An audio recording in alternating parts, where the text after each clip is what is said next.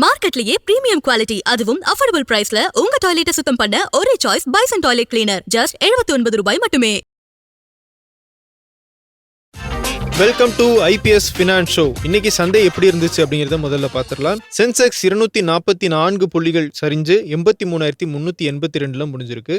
Nifty 66 புள்ளிகள் சரிஞ்சு 25,665 முடிஞ்சிருக்கு. இன்னைக்கு சந்தை எப்படி இருந்துச்சு, இனி எப்படி இருக்கும் அப்படிங்கிறத பத்தி நம்ம பொருளாதார விமர்சகர் திரு நாகப்பன் சார்ட்ட கேட்டு தெரிஞ்சுக்கலாம். வாங்க சார். வணக்கம், எப்படி இருக்கீங்க சார்? வணக்கம், நல்லா இருக்கேன் வெங்கடேஷ், எப்படி இருக்கீங்க? நல்லா இருக்கேன் சார். சார், இன்னைக்கு உங்ககிட்ட பேசுறதுக்கு முன்னாடி ஆடியன்ஸ் கிட்ட ஒரு விஷயம் சொல்லிடுறேன். நீங்க சென்னை புக் ஃபேர் நடந்துகிட்டு இருக்கு, நம்ம எல்லாருக்குமே தெரியும். இன்னைக்கு ஷோல நாகப்பன் சார் கடைசியில ஒரு புக்கை பத்தி சொல்ல போறாரு. அவருக்கு பிடிச்ச புத்தகம் உங்களுக்கு பரிந்துரை பண்ண போறாரு. ஸோ முழுமையாக கேளுங்க. ஓகே சார், இன்னைக்கு ஷோ ஸ்டார்ட் பண்ணிடலாம் சார். சார், மெயின் மேட்டர் ஈரானை பத்தி தான் போயிட்டு இருக்கு. ஈரான்ல நிலைமை மோசமடைஞ்சுக்கிட்டே இருக்கு. ட்ரம்ப் வந்து நாங்க அட்டாக் பண்றது கூட ரெடியா இருக்கோன்ற மாதிரி பேசிட்டு இருக்காரு. ஸோ இந்தியன் கவர்மெண்ட் இந்த நேரத்துல அங்க ஈரானுக்கு ஒருவேளை இந்தியர்கள் யாரா போறாங்க அப்படின்னு ரொம்ப காஷியஸா இருக்கணும்ன்ற மாதிரியான எச்சரிக்கை கொடுத்திருக்காங்க. இது எதை நோக்கி போய்கிட்டு இருக்கு, சந்தையில இதனுடைய தாக்கம் எப்படி இருக்கும் சார்? இது ஏற்கனவே ஜனவரி 5ஆம் தேதி இந்த காஷன் வந்து முதல்ல சொல்லிட்டாங்க. இப்ப இன்னைக்கு வெளியிட்டு இருக்கக்கூடிய அந்த அட்வைசரி, அதுல பாத்தீங்கன்னா டெஹரான் அங்க இருக்கக்கூடிய நம்முடைய எம்பசி, இந்தியாவுடைய எம்பசி என்ன சொல்லியிருக்காங்கன்னா, 5ஆம் தேதி வெளியிட்டதனுடைய தொடர்ச்சியாக இங்கு ஈரான் இருக்கக்கூடிய மாணவர்களா இருக்கலாம், அல்லது பில்கிரிமேஜ் வந்தவங்களா இருக்கலாம், வியாபார சம்பந்தமா வந்தவர்கள் இருக்கலாம், இந்த சூழ்நிலையில யாரும் டூரிஸ்ட் வந்திருந்தாலும் சரி, எல்லாருமே உடனடியாக ஈரானை விட்டு கிடைக்கக்கூடிய வாகனம் எதா இருந்தாலும் அதுல by any means of transport, available means of transport including commercial flights, எது கிடைக்குதோ உடனே கிளம்புங்க அப்படின்னு சொல்லியிருக்காங்க. அது மாதிரி எந்த உதவி வேணாலும் எங்களை கேளுங்க. எங்கேயாவது ப்ராட்டஸ்ட் நடக்குது, டெமான்ஸ்ட்ரேஷன் நடக்குதுன்னா அங்கெல்லாம் அந்த ஏரியாவை அவாய்ட் பண்ணுங்க. ஒருத்தர் தொடர்புல இருங்க, நம்ம ஈரான் எம்பசியோட தொடர்புல இருங்க, லோக்கல் மீடியாவை கொஞ்சம் மானிட்டர் பண்ணிக்கிட்டே இருங்க, முடிஞ்ச வரைக்கும் உடனே கிளம்பி போயிடுங்க, உங்க ஐடிஸ் எல்லாம் பத்திரமா வச்சுக்கிட்டு, பாஸ்போர்ட் எல்லாம் பத்திரமா வச்சுட்டு கிளம்புங்கன்னு சொல்லியிருக்காங்க. ஸோ நிச்சயமா இது வந்து ஒரு கவலை அளிக்கக்கூடிய, இது வந்து எதிர்பார்த்ததுதான். ஆனால் வந்து ரொம்ப ஆகிட்டே போகுதுங்கிறது கொஞ்சம் கவலை இருக்கக்கூடிய விஷயமா இருக்கு. ஈரானோடு நாம் வந்து வியாபார தொடர்புகள் நிறைய இருக்கக்கூடிய நாடும் கூட. ஆமா சார். அதுவும் நமக்கு வந்து பாதிப்பை நிச்சயமா ஏற்படுத்தும். நம்ம ஆல்டர்னேட் சோர்சஸ் எல்லாம் நிறைய ஆயில இருந்து பல விஷயங்களுக்கு நம்ம ஏற்பாடு பண்ணிருக்கோம், விட்கான் பண்ண முடியும். ஆனாலும் கூட இது ஒரு பாதிப்பை ஏற்படுத்தும் அப்படிங்கிறது ஒரு பக்கம். வியாபார ரீதியாக மட்டும் இல்ல, இந்த மாதிரி நிகழ்வுகள் வந்து ஒரு கூடிய சீக்கிரம் இந்த அன்ரெஸ்ட் நின்று ஏதோ ஒரு செட்டில்மெண்ட்டுக்கு வந்து ஒரு அமைதி திரும்ப வேண்டும்ங்கிறது தான் வந்து பொதுவாக எல்லோருக்குமே நல்லது. சார், இதனால எண்ணெயினுடைய விலையில ஏற்றம் எதுவும் ஏற்படுமா? நான் வந்து ஈரான்ல இருந்து வர ஆயில் பெரிய அளவுல கொஞ்சம் பற்றாக்குறை ஏற்பட்டுச்சு அப்படின்னா அதனால பாதிப்பு இருக்குமா சார்? ஈரான் நிச்சயமா முக்கியமான ஒரு நாடு. ஆனாலும் இப்ப நிறைய நம்ம சொன்ன மாதிரி ஆல்டர்னேட் சோர்சஸ் நிறைய இப்ப வந்துருச்சு. அதோட எண்ணெயை விட்டு தாண்டியும் நம்ம மூவ் ஆகிட்டு இருக்கோம். பட் இருந்த போதிலும் ஒரு ஜெர்க் இருக்கும், ஒரு நீ ஜெர்க் ரியாக்ஷன்ங்கிறது இருக்கும். அது இன்னைக்கு சந்தையில பார்க்க முடிந்தது. தொடர்ந்து $55 இருந்து $58 கீழே தான் வந்து கச்சாயினுடைய விலை மாத கணக்காக வணிகம் நடந்துகிட்டு இருந்தது. ஓரிரு நாட்களாகவே நான் சொல்லிட்டு இருக்கேன், 58க்கு மேல வருது, 59 கிட்ட வந்துட்டு இருக்கு. இன்னைக்கு டெசிசிவா 61ங்கிற ரெசிஸ்டன்ஸை தாண்டி 62 தொட்டிருக்கிறது. $62 தொட்டிருக்கிறது கச்சா எண்ணெயினுடைய விலைங்கிறது. இந்த வாரத்துல மட்டுமே $3 ஏறி இருக்கு அப்படின்னு சொல்லலாம். ஒரு 4% ஏற்றத்துல இருக்கு. ஏன்னா 2 நெடு நாட்கள் வந்து டெக்னிக்கல் அனாலிசிஸ்ல அப்படி பாத்தீங்கன்னாலுமே வந்து ஒரு கன்சாலிடேட் ஆயிடுச்சு. அந்த 55ல இருந்து 58ங்கிறது நல்ல பாட்டம் அவுட் ஆயிடுச்சு. சோ இனிமேல் வந்து நிச்சயமா அந்த எண்ணெய் மேலெழுவதற்கு ஒரு காரணத்தை தேடி கொண்டு வந்தது. அந்த காரணத்தை இப்ப தேடி கொடுத்திருக்கிறது. அதனால விரைவில் அது வந்து 64ல இருந்து 66 வரைக்கும் போனால் கூட நான் ஆச்சரியப்பட மாட்டேன். அப்கோர்ஸ் போன வருஷம் வந்து 80 கிட்ட வந்ததை நம்ம மறந்துடக்கூடாது. பட் அந்த அளவுக்கு போகுமான்னு தெரியல. ஏன்னா அமெரிக்காவுடைய கண்ட்ரோல்ல இப்ப வெனிசுலா உள்ளிட்ட வேறு சில ரிசோர்சஸ் எல்லாம் இருக்குது. அதனால விலை ரொம்ப அதிகமானால் அவர்கள் அதை வெளியிடலாம், பார்க்கலாம் பொறுத்திருக்கு. ஜென்ரலான கேள்வி சார். இப்போ நம்ம வந்து மின்சாரத்தை நோக்கி போயிட்டு இருக்கோம், டேட்டா சென்டர்ஸுக்கு நிறைய எலக்ட்ரிசிட்டி தேவை அப்படின்லாம் பேசுறோம், எனர்ஜி தான் வந்து ஃபியூச்சர் அப்படின்னு பேசுறோம். இந்த டயத்துலயும் ஆயில் வந்து முக்கியத்துவம் பெறுதா சார்? இன்னும் எத்தனை ஆண்டுகளுக்கு ஆயிலுடைய முக்கியத்துவம் இருக்கும் அப்படிங்கிற மாதிரி சொல்ல முடியுமா சார்? இப்போ ஆயில் வந்து நம்ம வேற ஆல்டர்னேட் சோர்ஸே இல்லைன்னா வந்து அடுத்த சில ஆண்டுகள்ல நமக்கு ஒரு 15-20 ஆண்டுகள் அல்லது 30 ஆண்டுகள்ல நமக்கு இருக்கிற ரிசோர்ஸஸ் எக்ஸாஸ்ட் பண்ணிருக்கோம், டிபெண்டிங் அப்பான் நம்ம யூசேஜ். பட் அது வந்து இப்ப தள்ளி போடப்பட்டிருக்கு. அதனால ஆயில்ங்கிறது இருந்துகிட்டு தான் இருக்கும், தொடர்ந்து இருந்துகிட்டு தான் இருக்கும். அது முழுமையாக போகும்னு சொல்ல முடியாது. அது வெவ்வேறு வடிவங்களை எடுக்கும். நேச்சுரல் கேஸ் இருக்கு, குரூட் ஆயில் மட்டும் இல்ல, டீசல் மட்டும் இல்ல, பெட்ரோல் மட்டும் இல்ல, ஒவ்வொரு வடிவத்தை எடுக்கிறது இல்லையா? அதனால அதனுடைய தேவை தொடர்ந்து இருந்து கொண்டுதான் இருக்கும். அது வந்து குறையும். அதை மட்டுமே நம்பி இராமல் மற்றது போறோம் அப்படிங்கிறதா. பல வாகனங்கள் பாத்தீங்கன்னா ஹைபிரிட் மாடலா தான் வர்றது இப்ப பாப்புலர் ஆகிட்டு இருக்கு. ஒரே ஈவி மட்டுமே போறது அப்படிங்கறதெல்லாம் வந்து குறைவா இருக்கு அப்படிங்கிறதையும் நம்ம பாக்குறோம். ஐரோப்பிய நாடுகள் வந்து முழுக்க ஈவிக்கு மாறுறத வந்து அந்த டெட்லைன் எல்லாம் தள்ளி போட்டாங்க 10 ஆண்டுகளுக்கு மேல. அதனால மிக்சடா தான் ஹைபிரிட் மாடல் தான் இருக்கும்னு நான் நினைக்கிறேன். அதனால எண்ணெய்க்கான தேவைங்கிறது தொடர்ந்து இருந்துகிட்டு இருக்கும். ஆனால் முன்பு மாதிரி ஒரு $150 $140 போன மாதிரி எல்லாம் இப்ப போகுமான்னா அதற்கான வாய்ப்புகள் ரொம்ப குறைவுன்னு நான் நினைக்கிறேன். ஏன்னா ஒரு $75-80 தாண்டினாலே வந்து உற்பத்தியை அதிகரித்து ஓபெக் நாடுகள்ல இருந்து மற்ற நாடுகள் எல்லாமே வந்து சந்தையை வந்து ஃபிளட் பண்ண ஆரம்பிச்சிருவாங்க. அந்த அளவுக்கு கெப்பாசிட்டி இருக்கு. இந்த நிலைமையில தங்கம் வெள்ளி அதனுடைய நிலவரம் சார், நம்ம நேத்து பார்த்தோம் அது வந்து உயர்ந்துகிட்டு இருக்கு அப்படிங்கிறது, இன்னைக்கும் அதே மாதிரி நிலைமை தான் இருக்கு சார். மீண்டும் வந்து உயர்ந்து கொண்டிருக்கிறது. ஆல் டைம் ஹைன்னு தொடர்ந்து அடுத்தடுத்து வந்துட்டு இருக்கு. இப்ப அந்த மாதிரி இன்னைக்கு பாத்தீங்கன்னா காப்பர், கோல்டு, சில்வர் மூன்றுமே வந்து புதிய உச்சங்களை தொற்றிருக்கிறது. தங்கம் $4,635 1% மேலே ஏறி இருக்கு. 4,600 இப்ப தாண்டி இருக்கு ஃபர்ஸ்ட் டைம் நினைக்கிறேன். வெள்ளி $90 முதல் முறையாக தாண்டி இருக்கிறது.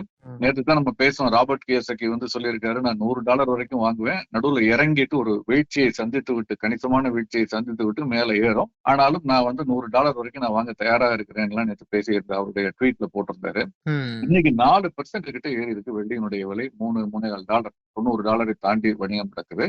காப்பர் சென்ற ஓரிரு வாரங்களுக்கு முன்பு தொட்ட அந்த $6 உச்சத்தை தாண்டி இன்னைக்கு $6 மீண்டும் தாண்டி இருக்கிறது. எல்லாமே வந்து இன்னைக்கு ஒரு ஒரு ஏற்றத்தில் தான் இருக்கு. கமாடிட்டிஸை பொறுத்த வரைக்கும் எல்லாமே இந்த குளோபல் டென்ஷன் அதனுடைய தாக்கம் அப்படிங்கறத தான் நம்ம பாக்குறோம். செட்டில் ஆனதான் இதெல்லாம். ஏன்னா எல்லாருமே வந்து ரேரா எது இருக்கோ, ஒரு லிமிட்டட் அவைலபிலிட்டி எது இருக்கோ அதை பூராத்தையும் கார்னர் பண்ணுவதற்கான முயற்சியில் இறங்குவார்கள் நாடுகள். அது தொடர்ந்து ஸ்பெகுலேட்டிவ் ஆக்டிவிட்டி அதை சுற்றி சுழல ஆரம்பிக்கும். அப்ப ஸ்பெகுலேட்டர்ஸ் அதை வந்து இன்னும் கூட ஏற்றி விடுவாங்க. அதுதான் வெள்ளி தங்கத்துல இப்ப நடந்துகிட்டு இருக்கு. மற்ற கமாடிட்டிஸுக்கும் அதை நோக்கி, காப்பர் மாதிரி கமாடிட்டிஸ் அதை நோக்கி நகர துவங்கியிருக்கு. இதுல சர்ப்ரைசிங்கா ஒரு செய்தி என்னன்னா சார், சைனாவுடைய சர்ப்ளஸ் ட்ரேட் அப்படிங்கிறது 1.1 ட்ரில்லியன் மேல தாண்டி போயிருச்சு, அதிகமாக தான் இருக்கு அப்படின்னு வந்து நியூஸ் பாக்குறோம் சார். இவ்வளவு ட்ரம்ப் இவ்வளவு தூரம் வரி போடுறாரு, இவ்வளவு நெருக்கடி கொடுக்குறாரு, அப்பயும் வந்து சைனாவால எப்படி சார் இப்படி பெர்ஃபார்ம் பண்ண முடியுது? ஒண்ணு, சைனாவுடைய இந்த ஸ்கேல் ஆஃப் ஆபரேஷன் வந்து மிகப்பெரியது. அதனால உங்களுடைய காஸ்ட் வந்து ரொம்ப குறைவா இருக்குது. காஸ்ட்டை கண்ட்ரோல் பண்ண முடியுது ஒன்று. ரெண்டாவது, கரன்சியை வந்து அவங்க வந்து செயற்கையாக அதை கண்ட்ரோல் பண்ணி அதன் மூலமாகவும் அவர்கள் வந்து உள்ளூர் உற்பத்தியாளர்களுக்கு பெரிய அளவுல நஷ்டம் வராமல் பாத்துக்கிறாங்க. இது ரெண்டாவது. இதை தாண்டி சைனா என்ன பண்ணிருக்காங்கன்னா, அமெரிக்காவுடைய இந்த அசால்ட் ஆரம்பித்த பிறகு மற்ற சந்தைகளை நோக்கி அவர்கள் நகர துவங்கி இருக்கிறார்கள் மிகப்பெரிய அளவுல. இந்தியா மாதிரி சந்தைகள்ல அவங்க பெரிய அளவுல வர ஆரம்பிச்சதுனாலதான் நம்ம அரசு வந்து காஷனரி மெஷரா வந்து இந்த ஸ்டீல் எஃகு உற்பத்தியாளர்களுக்கு அந்த சேஃப்கார்டு டியூட்டி 12%, 11, 10, 3 வருஷத்துக்கு போட்டிருக்காங்க. அந்த சேஃப்கார்டு டியூட்டி எல்லாம் அதனாலதான் வந்தது. அது மாதிரி சைனா வந்து மற்ற நாடுகளை நோக்கி பாய துவங்கி இருக்கிறது. அக்ரெசிவா வந்து அவங்க இது பண்றாங்க. இது ஒரு காரணம். இது நீங்க சைனா மட்டும் இல்ல, இந்தியாவே நீங்க பாருங்க, இவ்வளவு பிரச்சனைகளுக்கு நடுவுல இந்தியா ஏற்றுமதி டிசம்பர்ல கணிசமாக அதிகரிச்சிருக்கிற புள்ளிவரத்தை ஒரு நாட்களுக்கு முன்பு கூட நம்ம பார்த்தோம். அதனால நம்ம வேறு சந்தைகளை எக்ஸ்ப்ளோர் பண்ண ஆரம்பிச்சிட்டோம். ஒரு பக்கம் காஸ்ட் கண்ட்ரோல் மெஷர்ஸ்ல இன்னும் அதிக ஆர்வத்தோடு அதிக முனைப்போடு உற்பத்தியாளர்கள் ஈடுபட துவங்கி இருக்கிறார்கள். இதெல்லாம் ஒரு ஒரு காரணமா தான் இருக்கும்னா, ஏன்னா தண்ணி வந்து இறக்கமா இருக்கோ அதை நோக்கி ஆட்டோமேட்டிக்கா போயிடும் அப்படிம்பாங்க. அதுதான் தொழிலும் வியாபாரமும் அப்படிதான். ஒரு உற்பத்தியை கிரியேட் பண்ணி வச்சுட்டு ஒரு நாடு வந்து நம்மள கிட்டத்தட்ட தடை போட்டிருக்குங்கிறதுக்காக வந்து வேற எங்கேயும் விற்க முடியாதுங்கிறது அர்த்தம் இல்லை. அதற்குள்ள வழிமுறைகளை வந்து ஒரு தொழில் வியாபாரம் அப்படிங்கிறது தொழில்துறை கண்டுபிடித்து விடும். வேற அதுதான் நடந்துச்சு சார். மத்திய அரசு இந்த நெட் டைரக்ட் டாக்ஸ் வந்து 9% உயர்ந்திருக்கு அப்படிங்கிற ஒரு செய்தி வந்திருக்கு சார். இது எதனால இந்த உயர்வு? டிசம்பர்லயும் நம்ம இது பார்த்தோம், டாக்ஸ் கலெக்ஷன் வந்து அதிகரிச்சிருக்கு அப்படின்னு பார்த்தோம். இது வந்து கம்ப்ளைண்ட்ஸ் அதிகமா இருக்குங்கிறது நம்பர் 1. கம்ப்ளைண்ட்ஸ் வந்து முன்பை விட பெட்டரா இருக்கு பிகாஸ் ஆஃப் ஜிஎஸ்டி. ஜிஎஸ்டியினுடைய அந்த 15 இலக்க எண்ணுக்குள்ள பாத்தீங்கன்னா வந்து பேன் இருக்கு. அப்போ பேனோட லிங்க் அது எல்லாமே உங்களுடைய வங்கி கணக்கோட லிங்க், உங்களுடைய பேன் ஆதாரோட லிங்க், இப்படி ஒண்ணுக்கு ஒண்ணு இருக்கிறது ஒரு காரணகட்டத்தை வந்து கம்ப்ளைண்ட்ஸ் அதிகமா இருக்கு அப்படிங்கிறது ஒரு நிச்சயமா ஒரு காரணம் அப்படின்னு நான் நினைக்கிறேன். இதை தவிர வந்து ஏற்றுமதி அதுபோல விற்பனை அதிகரிச்சிருக்கு அப்படிங்கிறது இன்னொரு பக்கம். நம்ம அந்த ஜிஎஸ்டி குறைத்ததுனால, ஏன்னா இது வந்து டைரக்ட் டாக்ஸ், ஜிஎஸ்டியினுடைய வசூல் வந்து பெரிய அளவுல குறைஞ்சிருந்தது, பட் பெரிய அளவுல குறையல. பட் இன்ஃபேக்ட் ஏறி இருந்ததையும் பார்த்தோம் ஒரு 2 மாதங்களுக்கு முன்பு. அந்த ஜிஎஸ்டி குறைக்கப்பட்ட பிறகு விற்பனை அதிகரித்ததன் காரணமாகவும் நிறுவனங்களுடைய ஈட்டி இருக்கக்கூடிய லாபம், தனிநபர்களுக்கு இதெல்லாம் அந்த சம்பளம் அதெல்லாம் எல்லாம் வந்திருக்கும். அதனுடைய ஒரு காரணமாக இந்த கலெக்ஷன்ங்கிறது அதிகரிச்சிருக்கு. இன்ஃபேக்ட் நெட் லெவல்லையும் வந்து அதிகரிச்சிருக்கு. அதுதான் ரொம்ப முக்கியம். கிராஸ் ரீஃபண்ட் எல்லாம் போக அதற்கு பிறகு பார்த்தாலுமே அதிகரிச்சிருக்கு. ஒரே ஒரு இது வந்து செக்யூரிட்டி டிரான்சாக்சன் டாக்ஸ், அது வந்து எதிர்பார்த்த அளவுக்கு அதிகமா இல்லை அப்படின்னு வந்து அரசு சொல்லியிருக்காங்க. அது வந்து பங்கு வர்த்தகம் அதை நம்பி இருக்கிறது. பங்கு வர்த்தகம் வந்து கடந்த ஆண்டு இந்த 9 மாதங்கள் பாத்தீங்கன்னா வந்து அதுக்கு முந்தைய ஆண்டு போல அது பெரிய அளவுல இல்லைங்கிறதுனால அந்த செக்யூரிட்டி டிரான்சாக்சன் டாக்ஸ்னு சொல்லக்கூடிய அது வந்து குறைஞ்சிருக்கு அப்படிங்கிறத பாக்குறோம். சார், இன்னைக்கு கவனிக்க வேண்டிய முக்கியமான ரிசல்ட்ஸ் எதா இருக்கா சார்? நிறைய ரிசல்ட்ஸ் தொடர்ந்து வர ஆரம்பிச்சிருச்சு. நம்ம டிசிஎஸ் ஹெச்எல் டெக்னாலஜி முந்தா நாள் வந்து அதை பத்தி நேற்று பேசணும். அதை தொடர்ந்து இன்னைக்கு Infosys, union bank, billion brains இதெல்லாம் வர இருக்கிறது. வெளியானதுல பாத்தீங்கன்னா ஹெச்டிஎஃப்சி அசெட் மேனேஜ்மெண்ட் கம்பெனி, இந்த நிறுவனத்துடைய முடிவுகள் வெளியா இருக்கிறது. அவங்களுடைய பெர்ஃபார்மன்ஸ் வந்து பெட்டரா இருக்கு அப்படிங்கிறதையும் நம்ம பாக்குறோம். பெரும்பாலான நிறுவனங்கள் இது வரைக்கும் வந்தது ஐடி நிறுவனத்துல பாத்தீங்கன்னா வந்து ஆட்குறைப்பு, அதே மாதிரி லாபம் குறைந்திருப்பது அப்படிலாம் நடந்திருக்கு. அதற்கு நேர்மாறாக இந்த மாதிரி அசெட் மேனேஜ்மெண்ட் கம்பெனிஸ் அல்லது காப்பீட்டு நிறுவனங்களுடைய இது இருக்கும் என்று எதிர்பார்க்கப்படுகிறது. நம்ம பார்க்கலாம். சார், இப்போ இந்த ஈரான் ஒட்டி ட்ரம்ப் வந்து இந்தியா மேல கூடுதல் 25% வரி விதிப்பு செஞ்சிருக்காரு. இதை மையமாப்படுத்தி எஃப்ஐஎஸ் அவங்க ஏதாவது தங்களுடைய நிலைப்பாட்டுல மாற்றம் ஏற்படுற மாதிரி உங்களுக்கு தெரியுதா சார்? பேட்டர்ன் ஏதாவது தெரியுதா? இல்ல, இது வந்து தொடர்ந்து ஓரளவு அவர்கள் கணித்த மாதிரி தெரிகிறது. முன்பே வந்து இந்த மாதிரி பல விஷயங்களை கணித்து அவர்கள் வந்து ஈரான் ஸ்பெசிபிக்கா இல்ல, நிறைய ஒரு ஜியோ பொலிட்டிக்கல் டென்ஷன்ஸ் இருக்கு. அதுல வந்து இதுவும் உள்ளடக்கியதுன்னு வச்சுக்கோங்களேன். மறைமுகமா அந்த ஏற்பாடுல தான் அவங்க வந்து தொடர்ந்து லாபத்தை பதிவு செய்து விட்டு வெளியே போய்கிட்டே இருந்தாங்க. அந்த அளவுக்கு தான் இருக்கே தவிர புதிதாக எதுவும் அவர்கள் வந்து இப்போ அவங்களுடைய நிலைப்பாட்டில் எதுவும் மாற்றம் இருக்கதா தெரியல. எக்ஸப்ட் ஒன்னே ஒன்று, அது இதுக்கு நேரடியாக தொடர்பு இருக்குமான்னு தெரியல. ப்ளூம்பர்க் இண்டெக்ஸ்னு ஒண்ணு இருக்குது. அதுல வந்து இந்த கடன் பத்திரங்கள், இந்திய கடன் பத்திரங்களை அந்த குறியீட்டில் சேர்ப்பதாக முதல்ல தகவல் வெளியானது. இப்போதைக்கு இதுல அதை தள்ளி வைத்திருக்கிறோம் என்று சொல்லி இருக்கிறார்கள். இது கொஞ்சம் கவனிக்க வேண்டிய ஒரு விஷயம். என்ன அப்படின்னா, ஒரு குறியீட்டில் வந்து நம்ம பங்கு பெறும் பொழுது அப்ப அதை பின்பற்றி முதலீடு செய்பவர்கள் அந்த அதுக்குள்ள இதுவும் உள்ள போயிருக்கு. அப்ப இதனுடைய மதிப்பு கூடும், இதில் முதலீடு செய்பவர்களுடைய எண்ணிக்கை அதிகரிக்கும். அது இப்போதைக்கு நடக்கலைங்கிறதுனால வந்து அந்த அளவுக்கு இந்திய அரசு கடன் பத்திரங்கள் இதன் மீது ஒரு சின்ன நெகட்டிவான ஒரு தாக்கம் இருக்கு. அது தற்காலிகமானதான் நான் பாக்குறேன். அதுக்கான என்ன காரணங்கள்னு அவர்கள் சொல்லல, தள்ளி போட்டிருக்கிறோம் தான் தகவல் வெளியாயிருக்கு. பார்க்கலாம்.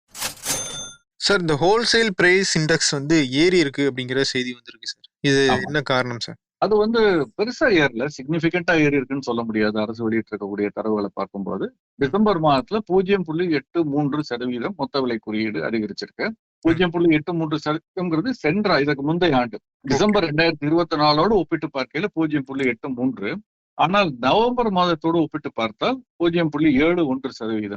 எப்படின்னா, நவம்பர் மாதம் 155.9 இருந்தது மொத்த விலை குறியீடு. அதுல இருந்து இப்ப 157 அதிகரிச்சிருக்கு. 1.1 அப்படின்னு வச்சுங்களேன், 1.10 புள்ளிகள் அதிகரிச்சிருக்கு. 155.9 இருந்து 157 நவம்பருக்கும் டிசம்பருக்கும் வித்தியாசம். சோ அது வந்து மிக குறைவான ஒரு ஏற்றம் தான். அது பெரிய விஷயம் இல்லை. அதாவது நடைமுறையில நம்ம வாங்கக்கூடிய பொருட்களுடைய விலையை வச்சு நம்ம வந்து இந்த கணிப்பு, நம்ம வாங்கக்கூடிய சில பொருட்களை தான் வாங்குவோம், சில பொருட்களை வாங்க மாட்டோம். அதோட இல்லை, இது வந்து மொத்த விலை குறியீடுங்கிறது வந்து வேற, நம்ம பண்றது நுகர்வோர் விலை குறியீடு. ஸோ அதை நம்ம கன்ஃபியூஸ் பண்ணிக்க கூடாது. அதுவுமே ஏறி இருக்கு அப்படிங்கிறத பார்த்தோம் 2 நாட்களுக்கு முன்பு. இது தவிர சில முக்கியமான புள்ளி விவரங்கள் வெளிவர இருக்கிறது நாளை மறுநாள். அது நாளைக்கு பாத்தீங்கன்னா வந்து ஹோல்சேல் பிரைஸ் இண்டெக்ஸ் மாதிரி இம்போர்ட்ஸ் எக்ஸ்போர்ட்ஸ் அதை பற்றியான புள்ளி விவரங்கள் இருக்கு. இறக்குமதி ஏற்றுமதி குறித்த புள்ளி விவரங்கள், balance of trade, unemployment rate அதெல்லாம் குறித்த புள்ளி விவரங்கள் வர இருக்கு. அது போக வார கடைசியில ரிசர்வ் வங்கி வந்து அந்நிய செலாவணி கையிருப்பு குறித்த புள்ளி விவரங்களை வெளியிட இருக்கிறது. பார்க்கலாம். பட் நாளைக்கு சந்தை இல்லைங்கிறதுனால நாளை மறுநாள் இந்த import export, balance of trade, அந்த அன்எம்ப்ளாய்மெண்ட் ரேட் குறித்த புள்ளி விவரங்கள் நாளை வெளிவரும் போது அதனுடைய தாக்கம் நாளை மறுநாள் தான் தெரியும். அந்நிய செலாவணி கையிருப்பு குறித்த புள்ளி விவரம் சந்தை முடிவடைந்த பிறகுதான் வெளிவரும். சார், டாலருக்கு நிகரான ரூபாய் மதிப்பு அதனுடைய நிலவரம் என்ன சார்? ஸ்லைட்டா ஏறி இருக்கு, சின்னதா கொஞ்சம் பெட்டரா இருக்கு. 90.35 அப்படின்னு தேசிய பங்கு சந்தையினுடைய முன்பேர வணிகத்துல நடப்பு மாத ஒப்பந்தம். ஆனால் அதற்கு நேர்மாறாக பிரிட்டிஷ் பவுண்ட், யூரோ, ஜாப்பனீஸ் எண்ணெல்லாம் சின்ன இறக்கத்தில் இருக்கு. ஆக பெரிய மாற்றம் ஏதும் இல்லை, ரூபாயினுடைய மதிப்புலையும் மாற்றம் இல்லைன்னு தான் நான் நினைக்கிறேன். பக்கவாட்டு நகர்தல தான் இருக்குது.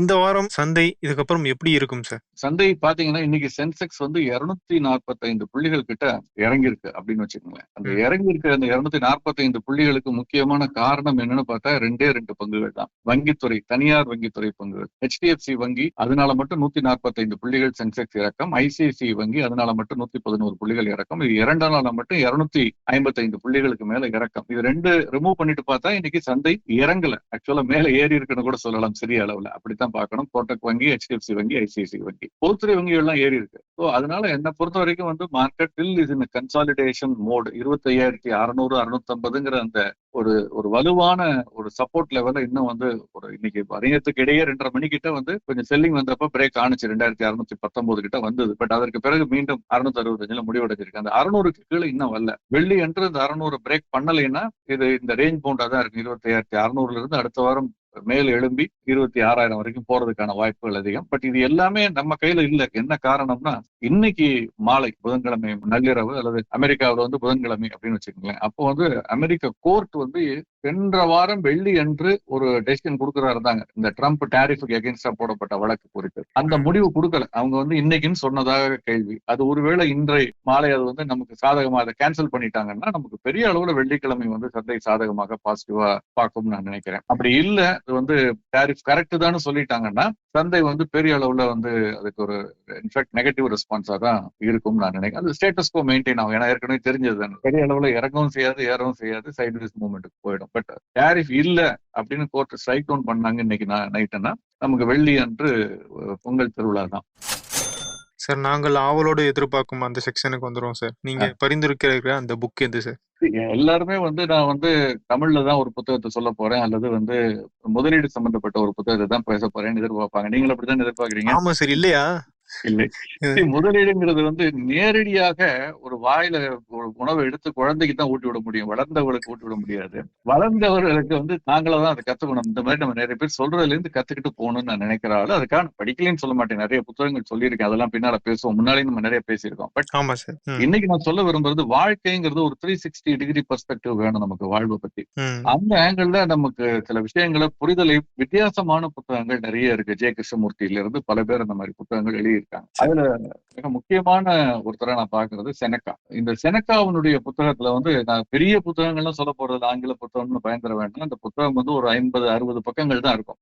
மிகச்சிறிய புத்தகம் தான். On the shortness of life அப்படிங்கிற இந்த புத்தகம். On the shortness of life அப்படிங்கிற இந்த புத்தகம் அது ஒரு கலெக்ஷன் ஆஃப் அவங்க எழுதின ஒரு ஸ்டாயிக் பிலாசபின்னு சொல்றது.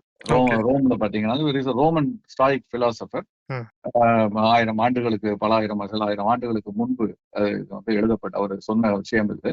இதுல வாழ்க்கைனா என்ன, எப்படி நம்ம வாழ்க்கையில நேரத்தை நம்ம எப்படி பயன்படுத்தணும், என்ன மாதிரி பயன்படுத்தணும். நம்ம வாழ்க்கை ரொம்ப சிறிய ஒரு இதா இருக்கும் பொழுது டைம்ங்கிறது ஒரு கமாடிட்டி மாதிரி. நம்ம எப்ப பார்த்தாலும் யாரை கேட்டாலும் எல்லாரும் ஃப்ரீ ஆக்குப்போயிட்டு எனக்கு நேரம் இல்லை அது இதுன்னு சொல்லிட்டு நம்ம மொபைல் போன் இது பண்றதுல இருந்து ஒரு ஸ்டேட்டஸ் தோடி ஓடுறதுல இருந்து பல விஷயங்களை செலவு பண்றோம். வாழ்க்கையில எது முக்கியமோ அதை நோக்கி நகர வேண்டும். அதை எப்படி பண்றது அப்படிங்கறத ரொம்ப அழகா ரொம்ப ஒரு வித்தியாசமான ஒரு ஆங்கிள் இருந்து அவர் பிரசன்ட் பண்ணியிருப்பாரு. இன்ஃபேக்ட் அந்த புத்தகத்தை நான் உங்களுக்கு சரியா விளக்கி இருக்கணும்னு தெரியல, நீங்களே படிச்சு பார்த்தா தான் தெரியும். ஐ டோன்ட் வாண்ட் டு இதுக்கு மேல நான் சொல்ல விரும்பல. On the shortness of life by Seneca, அது படிக்க சொல்லுங்க. கண்டிப்பா சார், நானும் போறேன் சார், புக் ஃபேருக்கு போய் வாங்கிறேன் சார். சார் ரொம்ப தெளிவாக இன்னைக்கு மார்க்கெட்டை பத்தி சொல்லிருக்கீங்க. அதோட சூப்பரா ஒரு புக்கையும் சஜஸ்ட் பண்ணிருக்கீங்க சார். நாளைக்கு சந்தை இல்லைன்னு நினைக்கிறேன் சார். கரெக்டா சார்? நாளைக்கு சந்தை இல்லை, அதனால நாளை மறுநாள் நம்ம மீண்டும் சந்திப்போம் சார். வெள்ளி என்று சந்திப்போம். நன்றி சார். நன்றி. உங்களின் டெய்லி கிளீனிங் ப்ராசஸ ஈஸியாவும் ஃப்ரெஷ்ஷாவும் மாற்ற பெஸ்ட் சாய்ஸ் 50 ஆண்டு கால அனுபவம் பெற்ற bison toilet cleaner. Budget friendly, அதே சமயம் பிரீமியம் குவாலிட்டி என டபுள் சேலஞ்ச். மேலும் விவரங்களுக்கு 9514 333 999.